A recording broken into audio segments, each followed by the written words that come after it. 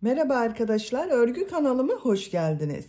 Hem kolay hem de güzel tığ işi yelek yaptım. Bugün bu yelek anlatımını sizlerle paylaşmak istiyorum.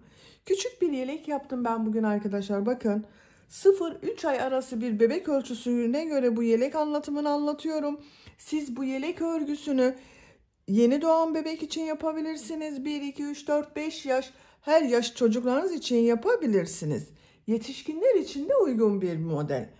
Ben bugün bu renk iplik kullandım. Siz farklı renkli iplikler kullanarak hem kız hem erkek çocuklarınız için bu yelek örgüsünü yapabilirsiniz. Herkesin yapabileceği bir model. Bakın ön bölümleri düğmeli yaptım. Buraya düğme ilikleri yaptım. Karşısına düğmeler diktim. Bakın model olarak da çok kolay. Arka görüntüsüne bakalım. Bakın bu şekilde arkadaşlar. Yelek örgüsünde iplik olarak ben bugün bu ipliği kullandım. Kullandığım iplik üzerinde 100 gram iplikte 240 metre var. 1,5 adet iplik kullandım arkadaşlar. İkinci yumağa başladım bakın. İkinci yumaktan bu kaldı. Siz daha ince iplik kullanıyorsanız 320-340 metre yazan iplikleri kullanıyorsanız bir yumak iplik yeterli olacaktır. Tığ olarak 6 numara 3,5 milimetre tığ kullandım. İplik kalın olduğu için bugün bu tığı kullanmayı tercih ettim. Bu tığı kullandım. Bu iplik ile yumuşak ve güzel bir örgü elde ettim arkadaşlar. Sizin eliniz sıkıysa 4-4,5 milimetre tığları kullanabilirsiniz. Buraya 4 düğme yapmayı tercih ettim. Siz isterseniz bunu 2 düğmeli, 3 düğmeli veya daha çok sayıda düğme yapabilirsiniz. Ben bugün 0-3 ay arası bebek ölçüsüne göre yapıyorum. Bu ölçüde yaptım. Siz aynı sayıda başlayıp bu arttırma sırasını bir sıra fazla yaparsanız 3-6 ay arası çocuk için olur arkadaşlar. 2 sıra fazla yaparsanız 6-12 ay arası çocuklar için olur. 1 yaşından büyük çocuk için yapmak istiyorsanız da bu ön bölümleri her yaş için birer trabzan arttırabilirsiniz. Kol ve arka bölümleri de ikişer trabzan arttırma yapabilirsiniz. Kol bölümleri de bakın çok güzel oldu. Yelek örgüsünü ben bu renk iplik ile yaptım. Siz tercihinize göre her marka bebek iplik ve renklerini kullanarak yapabilirsiniz. Ölçülerini videonun sonunda ölçüyorum arkadaşlar. Oraya bakabilirsiniz. İplik tığı hazırlayalım. Hep birlikte bu kolay ve güzel tığ işi yelek örgüsüne başlayalım. Örgü kanalıma abone değilseniz abone olmayı unutmayın lütfen. Örgü kanalıma abone olmak ücretsiz. Örgü kanalıma ücretsiz abone olup orada bulunan zil şeklini dokunarak açık yaparsanız kanalıma video yüklediğim zaman ilk önce size bildirim gelir. Örgülerimden herkesten önce sizin haberiniz olur. İzlediğiniz videolarıma beğeni ve yorumlarınızı yaparsanız çok sevinirim arkadaşlar. Hepinize kolay gelsin. İyi çalışmalar.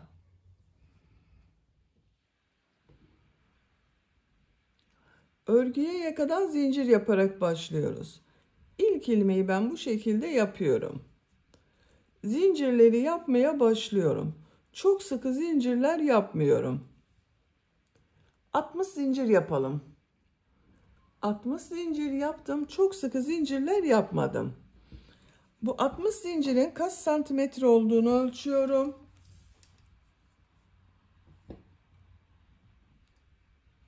28 santimetre zincir uzunluğu var arkadaşlar.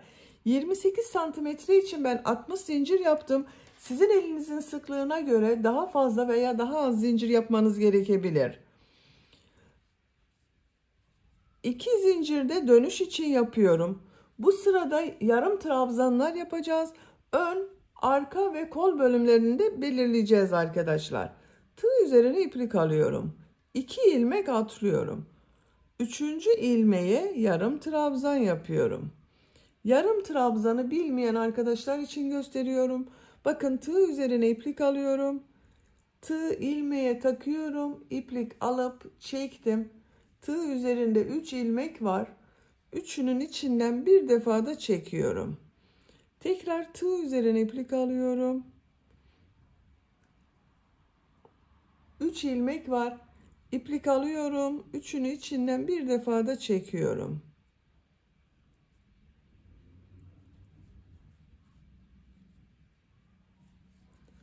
Bakın bu şekilde yarım trabzan yapıyoruz. Ön bölüm için 8 yarım trabzan yapacağız. Sıra başında yaptığım bu 2 ilmek atlamada bir yarım trabzan, 1, 2, 3, 4, 5, 6, 7, 8. Ön bölüm için 8 yarım trabzan yaptım. Tığ üzerine iplik alıyorum. Bu ilmek içine arttırma yeri için bir yarım trabzan, bir zincir, bir yarım trabzan yapıyorum. Bakın aynı ilmek içine yapıyoruz arkadaşlar. Bakın bir yarım trabzan yaptım. Bir zincir yapıyorum. Aynı ilmeğe bir yarım trabzan daha yapıyorum.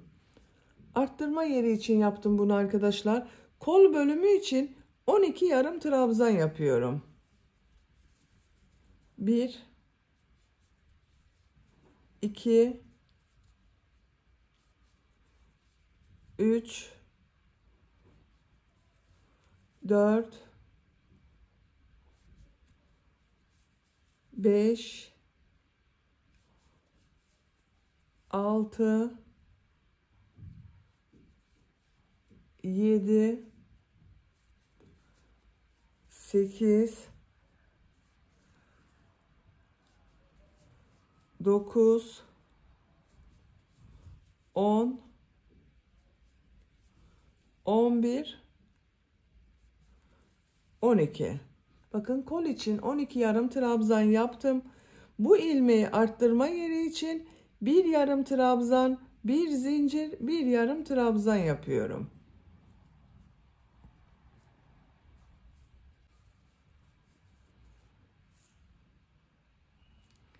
Arka bölüm için 16 yarım trabzan yapıyorum.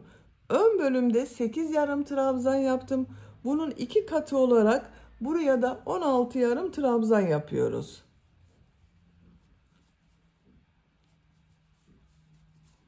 ...16 yarım trabzanı yapalım. Arka bölüm için 16 yarım trabzan yaptım. Tığ üzerine iplik alıyorum. Bu ilmeği arttırma yeri için bir yarım trabzan, bir zincir, bir yarım trabzan yapıyorum.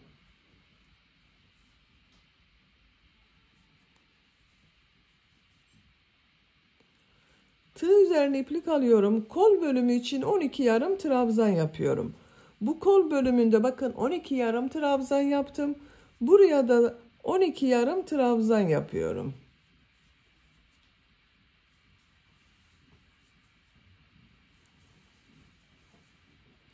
...12 yarım trabzanı yapalım. Kol bölümü için 12 yarım trabzan yaptım.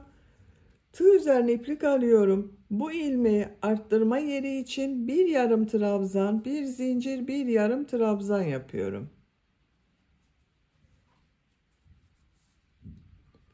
Ön bölüm için 8 yarım trabzan yapıyorum. Bakın bu ön bölümde 8 yarım trabzan ile başladım. Sıra sonunda da ön bölüm için 8 yarım trabzan yapıyorum. 1, 2, 3, 4, 5, 6, 7, 8. 8 yarım trabzan yaptım. Bakın bu sırada yaka bölümlerini ayırdık arkadaşlar. Ön bölümler için 8 yarım trabzan yaptım. Kol bölümleri için 12 yarım trabzan yaptım. Arka bölüm için de 16 yarım trabzan yaptım. Arttırma yerlerinde bir yarım trabzan, bir zincir, bir yarım trabzan yaptım. Bakın 1, 2, 3, 4 yerden arttırmalar yapacağız. Siz bunu 1 yaş çocuk için yapıyorsanız 8 zincir fazla başlayabilirsiniz. Ön bölümler için bir yarım trabzan, kol bölümleri için 2'şer yarım trabzan, arka bölüm için de 2 yarım trabzan fazla yapabilirsiniz. İkinci sıradayım. Bir zincir yapıyorum, örgüyü çeviriyorum. Yine yarım trabzan yapıyorum. Bakın yarım trabzanı şu şekilde yapıyorum arkadaşlar. 2 ilmeği birlikte yapmıyorum. Burada 2 ilmek görünüyor. Bu ilmeği bakın tığ takıyorum. yarım trabzan yapıyorum. Bakın ilmekten alarak yarım trabzan yapıyorum. Bir ilmekten alıyorum.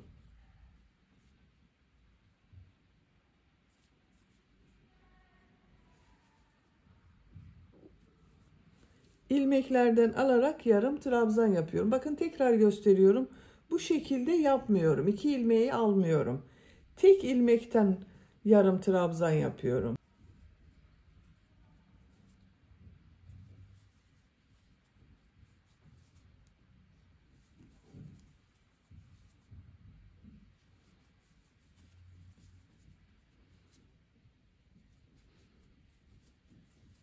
Bakın bir zincire kadar yarım trabzan yaptım. 1, 2, 3, 4, 5, 6, 7, 8, 9 yarım trabzan yaptım. Bu bir zincir üzerine arttırma yeri için bir yarım trabzan, bir zincir, bir yarım trabzan yapıyorum.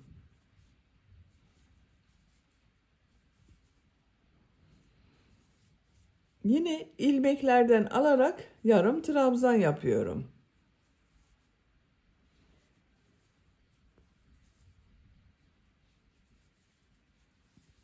Arttırma yerine kadar devam edelim. Arttırma yerine kadar yarım trabzan yaptım. Bir zincir üzerine bir yarım trabzan, bir zincir, bir yarım trabzan yapıyorum. Yine ilmeklerden alarak yarım trabzan yapmaya devam ediyorum bakın.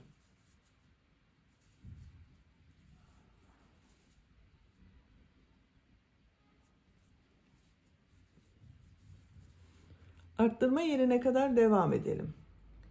Arttırma yerine kadar yarım trabzan yaptım. Bir zincir üzerine bir yarım trabzan, bir zincir, bir yarım trabzan yapıyorum. İlmekten alarak yarım trabzan yapıyorum.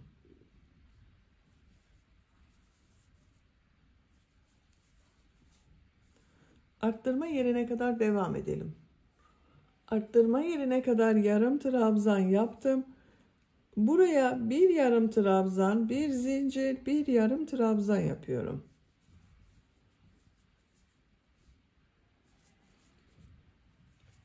Ön bölümde yarım trabzanlar yaparak devam ediyorum. Bakın yine ilmekten alarak yapıyorum.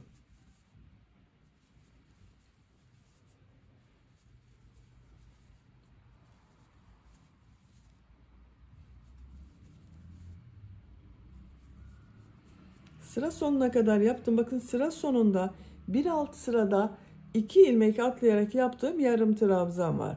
Şu şekilde batıyorum, yarım trabzan yapıyorum. Bir zincir yapıyorum, örgüyü çeviriyorum. İlk ilmeğe bakın, ilmekten alarak yarım trabzan yapıyorum. Diğerlerinde aynı şekilde ilmeklerden alarak yarım trabzan yapıyorum.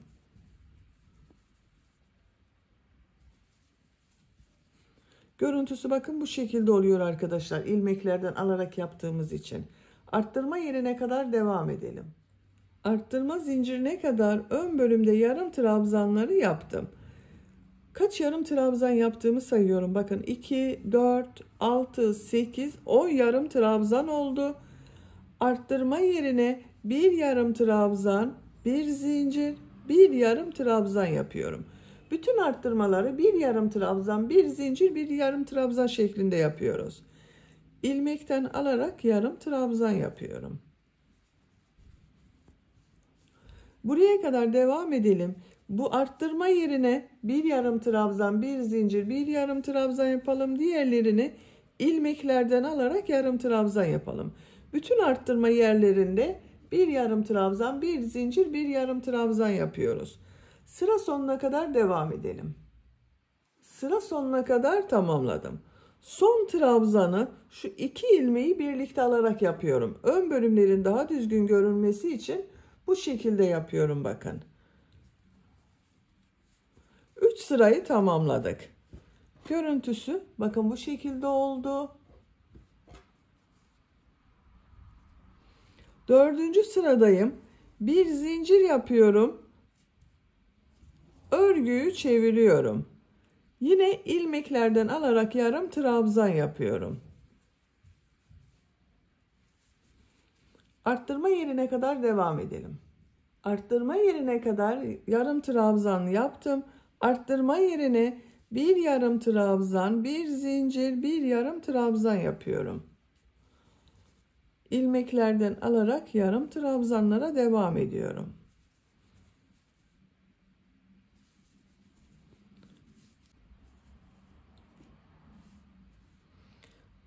Yaka bölümünde arttırmalar bu şekilde devam edecek.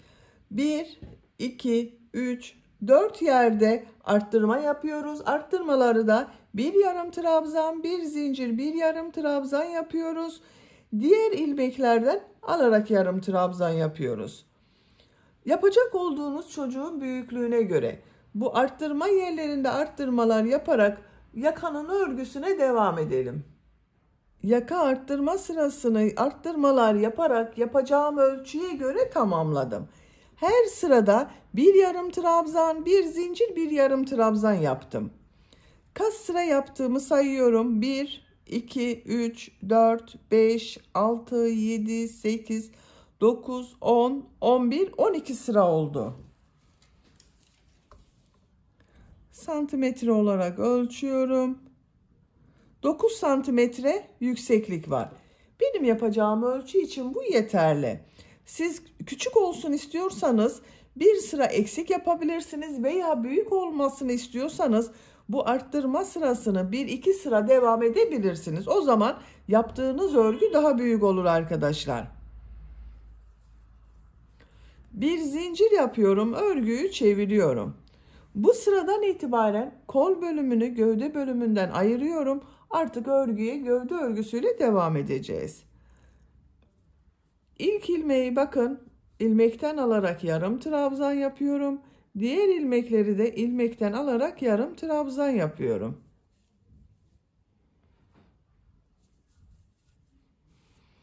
Bu arttırma yaptığım bir zincire kadar devam edelim. Arttırma yapacağım yere kadar yarım trabzan tamamladım. Buraya kadar benim arkadaşlar 20 yarım trabzan oldu. 9 yarım trabzan ile başladım. Bu son sırada bakın 20 yarım trabzan yaptım. Bu bir zincir üzerine ön bölüm için 2 yarım trabzan yapıyorum. Kol altı için bir zincir yapıyorum. Tığ üzerine iplik alıyorum. Kolda bulunan bütün ilmekleri atlıyorum. Kol ile arka bölümü ayıran bu arttırma zinciri üzerine arka bölüm için 2 yarım trabzan yapıyorum. Diğer ilmeklere bakın. İlmekten alarak yarım trabzan yapıyorum.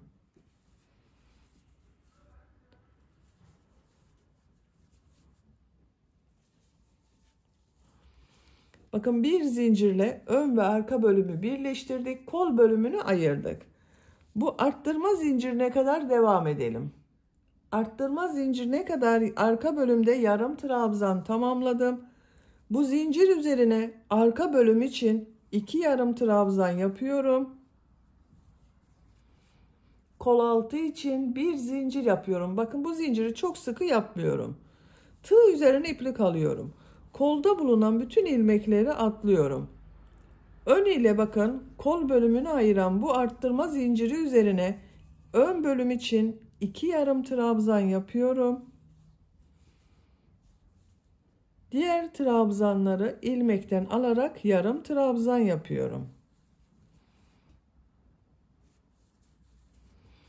Bakın diğer kol bölümünde ayırdım arkadaşlar. Bir zincir ile arka bölüm ile ön bölümü birleştirdim.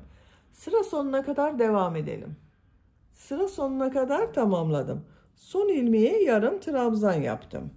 Bu sırada gövde bölümünü kol bölümünden ayırdım. Bakın kol altında birer zincir yaptım. Ön ve arka bölümleri birleştirdim.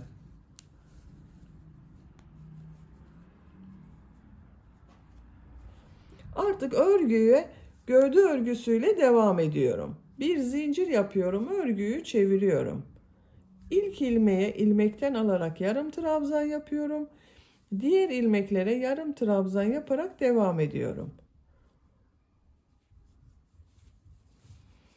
Bu kol altında bir zincir yaptığım zincire kadar devam edelim. Kol altına kadar yarım trabzan tamamladım. Kol altı için buraya bir zincir yaptım. Onun üzerine bir yarım trabzan yapıyorum. Diğer ilmeklere yarım trabzan yaparak devam ediyorum.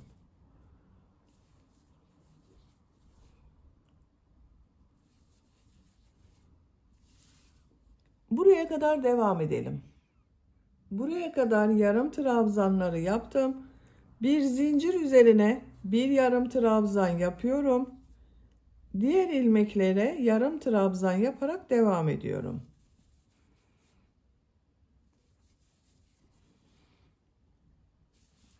Sıra sonuna kadar devam edelim. Sıra sonuna kadar tamamladım. Bir zincir yapıyorum. Örgüyü çeviriyorum. İlk ilmeğe yarım trabzan yapıyorum. Diğer ilmeklere yarım trabzan yaparak devam ediyorum. Sıra sonuna kadar devam edelim. Sıra sonuna kadar tamamladım. Bir zincir yapıyorum. Örgüyü çeviriyorum. İlmeklerden alarak yarım trabzan yapıyorum.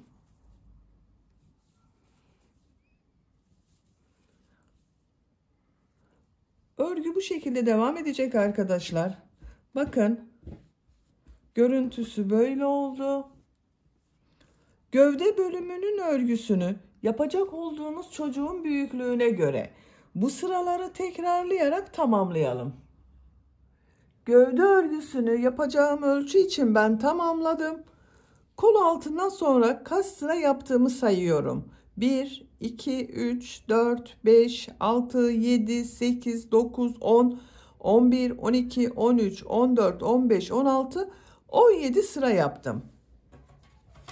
Santimetre olarak ölçüyorum.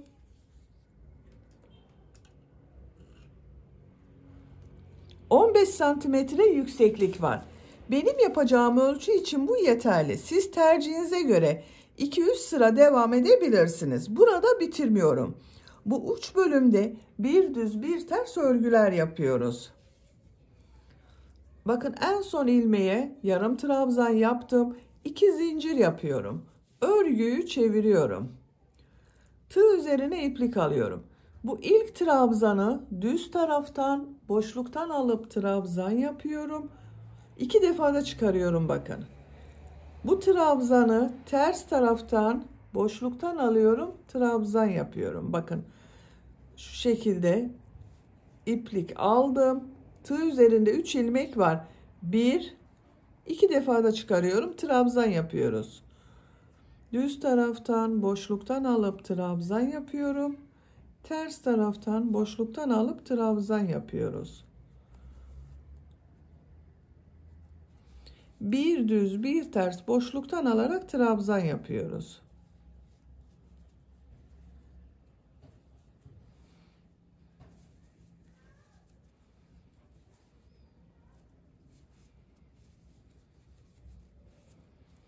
Bakın görüntüsü bu şekilde görünüyor.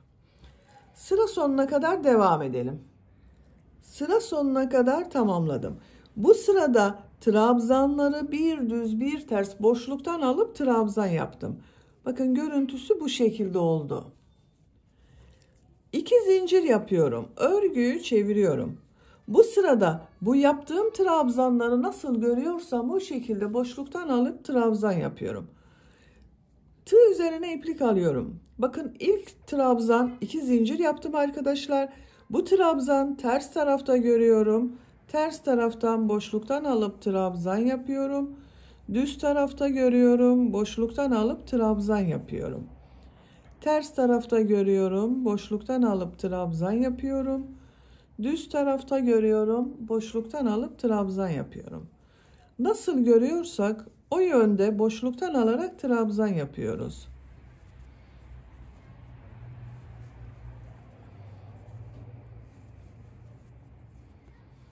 Bakın görüntüsü bu şekilde. Sıra sonuna kadar devam edelim.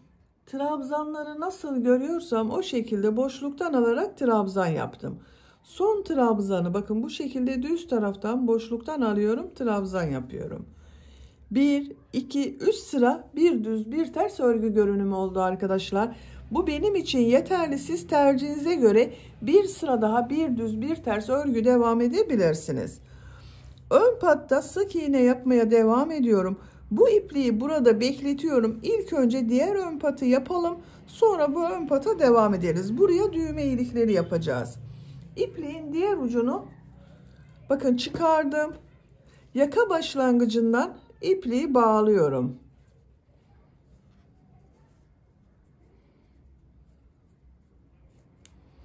Buradan bir ilmek yapıyorum. Sık iğne sırası yapıyoruz arkadaşlar. Bir zincir yapıyorum. Sık iğne yapıyorum. İlmeklere sık iğne yapıyorum. Çok sıkı da olmasın, seyrek de olmasın arkadaşlar. Bakın gelişine göre. Dalga dalga olmasın bu sık iğneleri yaparken.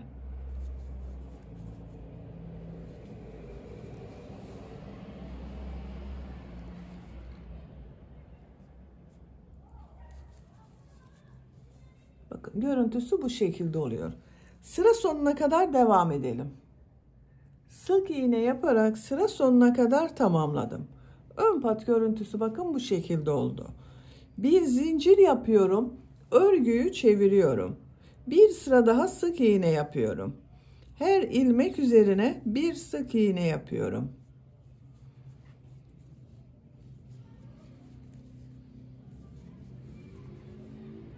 Sıra sonuna kadar devam edelim. Sıra sonuna kadar sık iğne yaparak tamamladım. İpliği kesiyorum. 2 sıra sık iğne yaptım. Bakın burada bitirdim arkadaşlar. Bu ön patı burada bitirmiyoruz. Bir sonraki sırada yarım trabzan yapacağız. Yakanın devamı olarak yapacağız arkadaşlar o yarım trabzanı. Onun için ilk önce bu ön patı yaptım. Burada beklettiğim ipliğe diğer ön pat için devam ediyorum. Burada yaptığım gibi sık iğne ile devam ediyorum. Bir zincir yapıyorum. İlk ilmeğe sık iğne yapıyorum. Diğer ilmeklere sık iğne yaparak devam ediyorum.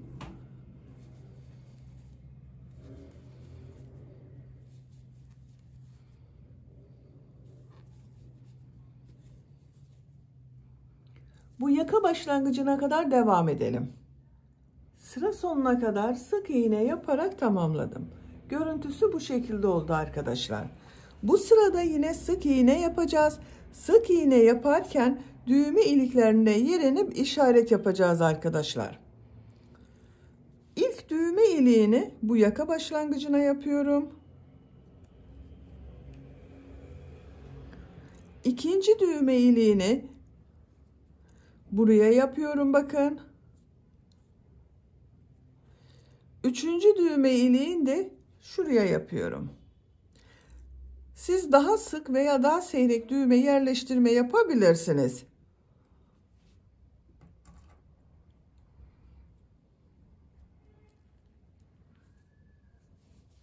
Dört düğme iliğinin yerine işaret yaptım. Bir zincir yapıyorum, örgüyü çeviriyorum. İlk ilmeğe sık iğne yapıyorum. Düğme iliği için 3 zincir yapıyorum. 2 ilmek atlıyorum. 3. ilmeğe sık iğne yapıyorum. İlk düğme iliğini yaptım.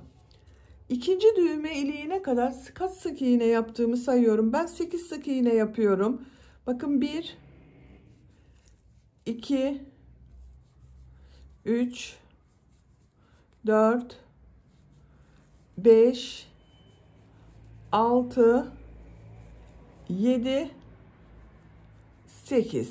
Diğer düğme için bakın işaret yaptığım yere geldim.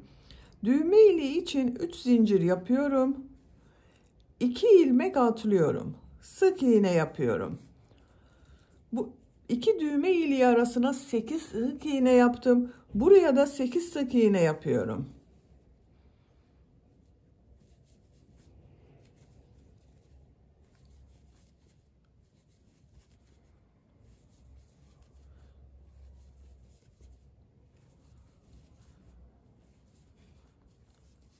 Sekiz sık iğne yaptım. Düğme iliği için 3 zincir yapıyorum. 2 ilmek atlıyorum. sık iğne yapıyorum, 8 sık iğne yapıyorum.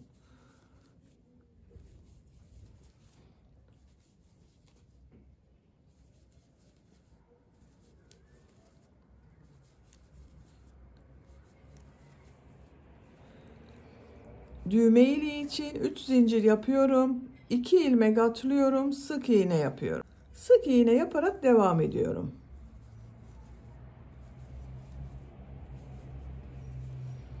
Son ilmeği de sık iğne yapıyorum. Bir zincir yapıyorum, örgüyü çeviriyorum. Bu sırada bu sık iğneler üzerine yarım trabzan yapıyorum. İlk ilmeğe yarım trabzan yapıyorum. Diğer ilmeklere yarım trabzan yaparak devam ediyorum.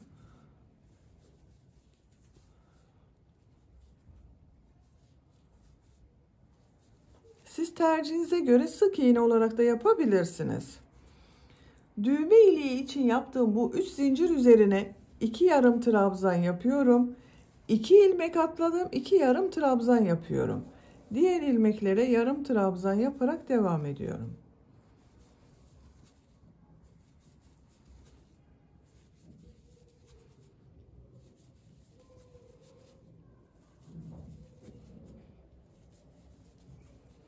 Düğme iliğinin üzerine 3 zincir yaptım. 2 yarım trabzan yapıyorum. Diğer ilmeklere yarım trabzan yapıyorum. Bakın düğme ilikleri daha belirgin oldu. Sıra sonuna kadar devam edelim. Yarım trabzan yaparak bakın son düğme iliğine kadar tamamladım. Bu düğme iliğinin üzerine de 2 yarım trabzan yapıyorum. Son ilmeğe 1 yarım trabzan yapıyorum. Görüntüsü bu şekilde oldu arkadaşlar. Diğer ön patta da yarım trabzan yapacağız. Yaka çevresinde de bir düz bir ters örgüler yapıyorum. Bakın burada yaptığım gibi bir düz bir ters boşluktan alarak trabzan yapacağız. Bu ilmeğe sık iğne yapıyorum. Bakın 2 sık iğne yaptım. Bir zincir yapıyorum. Tığ üzerine iplik alıyorum. İlk trabzan düz taraftan boşluktan alıyorum. Trabzan yapıyorum. Ters taraftan boşluktan alıyorum. Trabzan yapıyorum.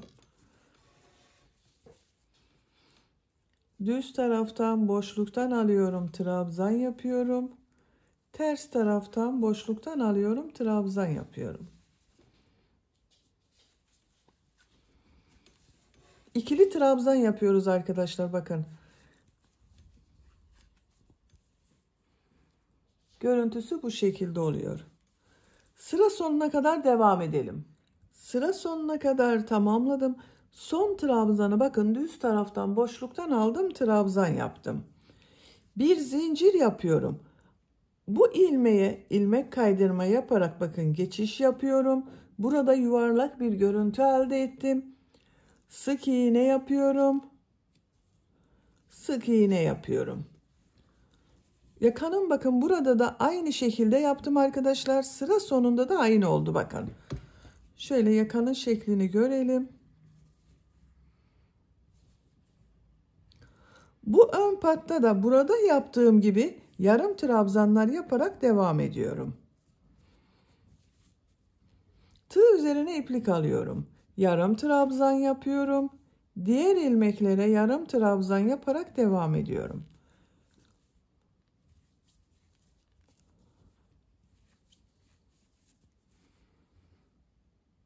Sıra sonuna kadar devam edelim. Sıra sonuna kadar tamamladım. Aynı ilmek ile ilmek kaydırma yaparak sırayı bitiriyorum. İpliği kesiyorum arkadaşlar. Bakın görüntüsü bu şekilde oldu. Düğmelerini de diktim ben. Bakın bu düğme iliklerinin tam karşısına birer tane düğme diktim. 4 düğme iliği yaptım. Buraya da 4 düğme diktim arkadaşlar. Gövde bölümünü bitirdik. Şimdi kol bölümünü yapalım.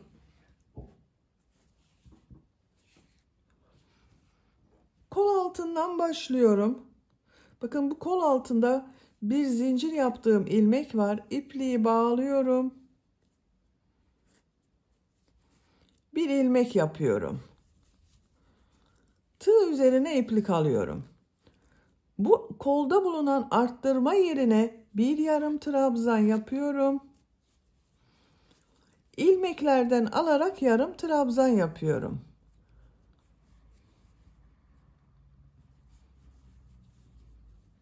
Bakın yine ilmeklerden alarak yarım trabzan yapıyoruz.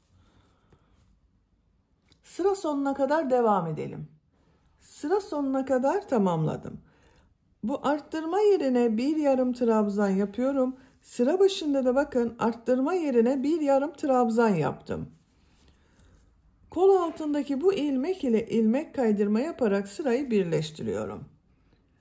Bu sıradan itibaren bu yaptığım yarım trabzanları bir düz bir ters boşluktan alıp trabzan yapıyorum. 2 zincir yapıyorum. Tığ üzerine iplik alıyorum. Bu ilk trabzan düz taraftan boşluktan alıp trabzan yapıyorum. Ters taraftan boşluktan alıp trabzan yapıyorum. Düz taraftan boşluktan alıp trabzan yapıyorum. Bir düz bir ters boşluktan alarak trabzan yapıyorum. Sıra sonuna kadar devam edelim.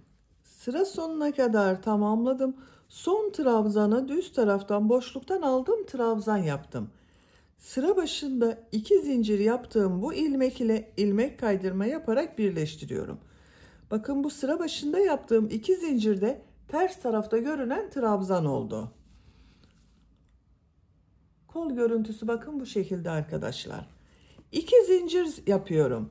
Bu sırada yaptığım bu trabzanları nasıl görüyorsam o şekilde boşluktan alıp trabzan yapıyorum.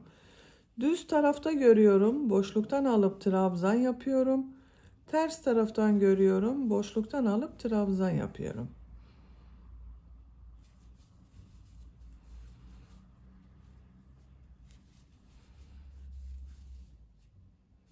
Sıra sonuna kadar devam edelim. Sıra sonuna kadar tamamladım. İlk ilmek ile ilmek kaydırma yaparak birleştiriyorum. 1, 2, 3 sıra bakın bir düz bir ters örgü görünümü oldu. Burada bitiriyorum. İpliği kesiyorum.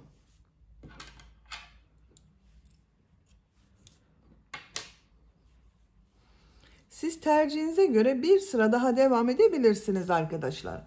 Bakın kol bölümünün örgüsü bu şekilde oldu. Diğer kol örgüsünde aynı şekilde başladım. Bakın tamamladım. Böylece yelek örgüsünde bitirmiş olduk.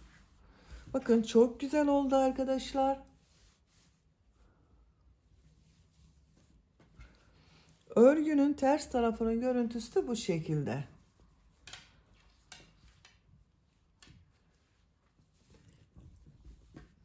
Düğmelerini takıyorum.